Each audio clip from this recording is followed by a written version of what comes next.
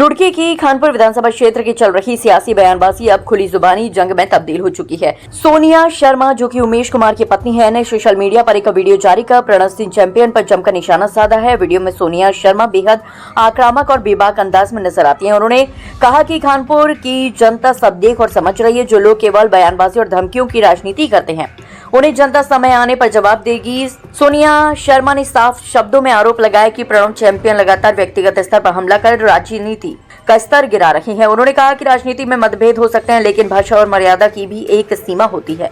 जनता ऐसे नेताओं को स्वीकार नहीं करेगी जो केवल विवादों से सुर्खियां बटोरना चाहते हैं। वीडियो बयान में सोनिया शर्मा ने खानपुर के विकास कार्यों का भी जिक्र करते हुए कहा कि उनके पति उमेश कुमार जमीन पर काम करने में विश्वास रखते हैं, न कि सोशल मीडिया की बयानबाजी में। उन्होंने चुनौती भरे लहजे में कहा कि अगर हिम्मत है तो विकास के मुद्दों पर बात कीजिए।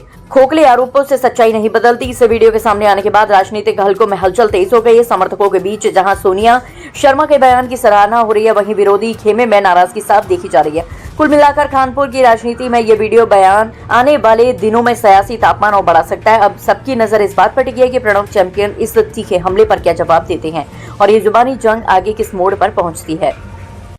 एक स्वघोषित राजा ये कहता है कि सोनिया शर्मा कौन है, उसकी क्या औकात है, क्या वो कोई नेता है जिसे गनर मिले हुए हैं, ये सब कह रहा है। तो उसे बता दूं कि मैं उसकी पत्नी हूं, जिसने तुझे तेरी औकात दिखाई थी 2022 में, और बार बार दिखाता है। जब जब तू उसे ललकारता है ना, तो वो तुझे तेरी औकात याद दिला देता है। मैं वो हूं, उसकी पत्नी हूं। और मैं किस खानदान से आती हूं, कहां से बिलोंग करती हूं, ये सब मैं आज तुझे बता ही देती हूं। जो हमारा क्षेत्र है, जहां पे गंगा बहती है, गंगा के उस पार बालावाली तक हमारी जागीरदारी थी।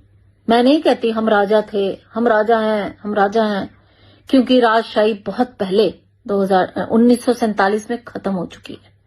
इसीलिए ये सब बातें करने की हमें आदत नहीं है। हमारी तरह छिछोरापन नहीं है हमारे में। वहां तक हमारी जागीरदारी थी और वहां पे हमने एशिया की सबसे पहली ग्लास फैक्ट्री उस समय 1918 में शुरू कर दी थी, जो कि 1922 में वर्किंग हो गई थी। तब शुरू कर दी थी जब लोगों के पास साइकिलें भी नहीं थी, जब लोगों को ये भी नहीं पता था कि फैक्ट्री होती क्या है।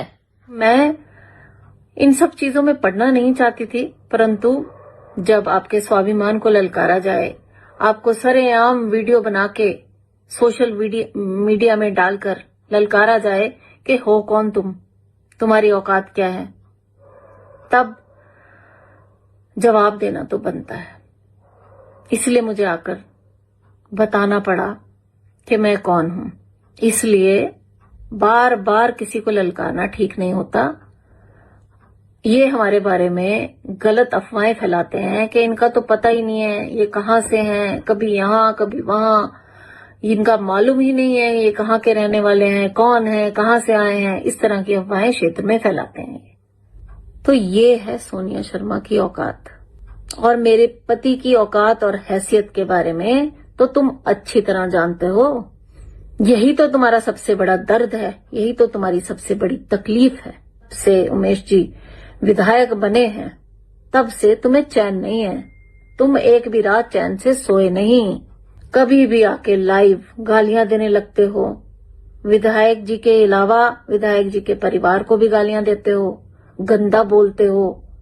शर्म नहीं है तुम्हें, बिल्कुल शर्म नहीं है। बेशर्म आदमी हो तुम। क्या कोई जनप्रतिनिधि ऐसा देखा है? हमने तो कोई ऐसा देखा नहीं कि जो इतनी बेशर्माई पे उतर आए। हारने के बाद पचा ही नहीं पा रहा हार। बेकार में परिवार को भी इन्वॉल्व करता है बीच में। ऐसा आदमी परिवार को छोड़ो, बिरादरी को भी ले आता है बीच में। बिरादरी बेकार में अपनी बिरादरी को भी बदनाम कर रहा है। देवयानी जी, इनको चेकअप करवाइए, इनको साइकेट्रिस्ट से दिखाइए। इनका दिमागी संतुलन ठीक नहीं है। जनता को डिसाइड करने दो कि उसे कौन चाहिए, उमेश कुमार चाहिए या प्रणव सिंह चाहिए, ये जनता को डिसाइड करने दो। इस तरह लड़के भिड़ के चिल्ला के झूठ फैला के बिरादरी का नाम ले लेके बिरादरी को बीच में डाल डाल के महल की दुहाइयां देकर इस तरह की ओछी हरकतें मत करो। ये इंसान गलतफहमी में जीता है, ये सोचता है मैं ही सब कुछ हूं।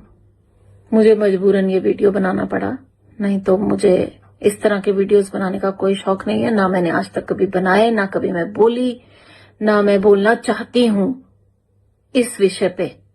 नमस्कार।